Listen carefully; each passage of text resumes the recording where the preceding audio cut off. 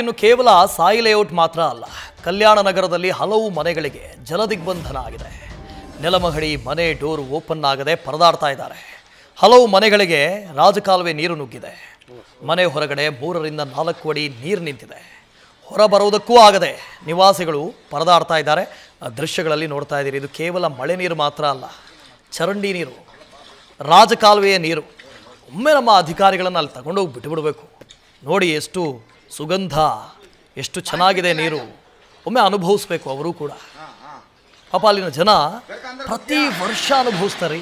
ಪ್ರತಿ ವರ್ಷ ಮಳೆಗಾಲ ಬರೋದಕ್ಕಿಂತಲೂ ಮುಂಚೆ ರಾಜಕಾಲುವೆ ಒತ್ತುವರಿಯನ್ನು ತೆರವು ಮಾಡಿ ಅಲ್ಲಿರುವ ಹೂಳೆತ್ತಿ ನೀರು ಸರಾಗವಾಗಿ ಹೋಗೋದಕ್ಕೆ ಏನೆಲ್ಲ ಮಾಡಬೇಕು ಆ ಥರದನ್ನು ಮಾಡಿ ಪ್ರತಿ ವರ್ಷ ಹೇಳ್ತಾನೆ ಇರ್ತೀವಿ. ಪ್ರತಿ ವರ್ಷ ಬಡ್ಕೋತಾನೆ ಇರ್ತೀವಿ.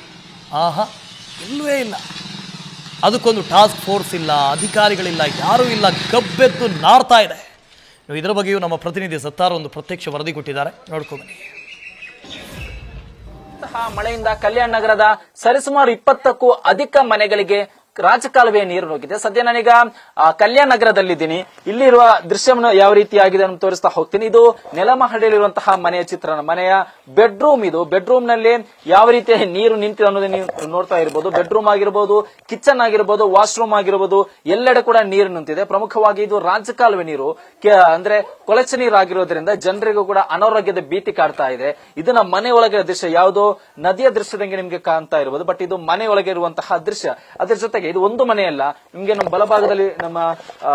ಬಲಭಾಗದಲ್ಲಿ ಕೂಡ ನಿಮ್ಗೆ ದೃಶ್ಯ ತೋರಿಸ್ತಾ ಹೋಗ್ತೀನಿ. ಅಲ್ಲಿರುವಂತಹ ಸರಿಸುಮಾರು 5-6 ಮನೆಗಳಿಗೆ ನೀರು ನುಗ್ಗಿದೆ. ರಾತ್ರಿ ಅಂದ್ರೆ ಮನೆಯ ಡೋರ್ ಓಪನ್ ಮಾಡಕ್ಕೂ ಜನರು ಹಿಂದೆಟ್ ಹಾಕುವಂತಹ ಪರಿಸ್ಥಿತಿ ಇದೆ. ಮನೆಯ ಡೋರ್ ಓಪನ್ ಮಾಡಿದ್ರೆ ಎಲ್ಲಿ ಮತ್ತೆ ನೀರು ನುಗ್ಗುತ್ತೋ ಅನ್ನೋ ಆತಂಕ ಕೂಡ ಇಲ್ಲಿ ಜನರನ್ನು ಕಾಣ್ತಾ ಇರುವಂತದ್ದು. ಪ್ರಮುಖವಾಗಿ ನಿನ್ನೆ ರಾತ್ರಿ ಸರಿಸುಮಾರು 1 ಗಂಟೆಗಳ ಕಾಲ ಸತತವಾಗಿ ಸುರಿದ ಮಳೆಯಿಂದ ರಾಜಕಾಲುವೆ ನೀರು 20ಕ್ಕೂ ಅಧಿಕ ಮನೆಗಳಿಗೆ ನುಗ್ಗಿತ್ತು. ನೆಲಮಹಡಿಯಲ್ಲಿರುವಂತಹ 20ಕ್ಕೂ ಅಧಿಕ ಮನೆಗೆ ನುಗ್ಗಿದ್ರಿಂದ ಜನರು ಕೂಡ ದೊಡ್ಡ ಮಟ್ಟದಲ್ಲಿ ಜಲಸಂಕಷ್ಟ ಎದುರಾಗಿತ್ತು. ಬಟ್ ಸದ್ಯಕ್ಕೆ ಒಂದು 10 ಮನೆಯ ನೀರು ಕ್ಲಿಯರ್ ಆಗಿದೆ. ಇನ್ನು ಕೂಡ 10 ಮನೆಯಲ್ಲಿ ನೀರು ಅದೇ ರೀತಿ ಇರುವಂತದ್ದು. ಜನರು ನೆಲಮಹಡಿಯಲ್ಲಿರುವಂತಹ ಜನರೇನಿದ್ದಾರೆ ಒಂದು ಕಡೆ ಬೇರೆ ಶಿಫ್ಟ್ ಆಗಿದ್ದಾರೆ, ಮತ್ತೊಂದು ಕಡೆಯಲ್ಲಿ ಡೋರ್ ಅನ್ನು ಕ್ಲೋಸ್ ಮಾಡಿದ್ದಾರೆ. ಇಲ್ಲಿ ಪ್ರಮುಖ ಕಾರಣ ಏನಂದ್ರೆ ಇಲ್ಲಿ ಪಕ್ಕದಲ್ಲೇ ಒಂದು 500 ಮೀಟರ್ ಡಿಸ್ಟೆನ್ಸ್ ಅಲ್ಲಿ ಒಂದು ರಾಜಕಾಲುವೆ ಇದೆ. ಆ ರಾಜಕಾಲುವೆ ನೀರು ನುಗ್ತಾ ಇರುವಂತದ್ದು.